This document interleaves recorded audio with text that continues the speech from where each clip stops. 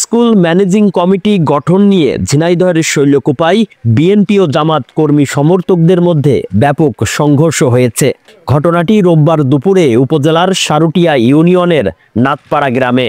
এতে উভয় পক্ষের অন্তত 10 জন আহত ও বেশ কয়েকটি দোকান, বাড়িঘর ও মোটরসাইকেল ভাঙচুর করা হয়েছে।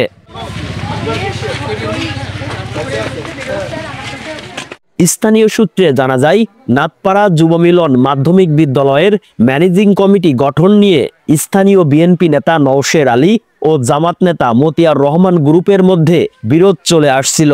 বিষয়টি নিয়ে দুপক্ষের মধ্যে উত্তেজনা চরমে পৌঁছালে রবিবার দুপুরে ঘণ্টাব্যাপী দেশীয় অস্ত্রসজ্জিত মুখোমুখি সংঘর্ষ হয়।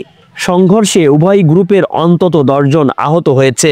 স্থানীয়রা আহতদের উদ্ধার করে উপজেলা স্বাস্থ্য কমপ্লেক্সে নিয়ে ভর্তি করেছে। পরে সংঘর্ষের খবর পেয়ে পুলিশ ঘটনাস্থলে পৌঁছে পরিস্থিতি নিয়ন্ত্রণে আনে।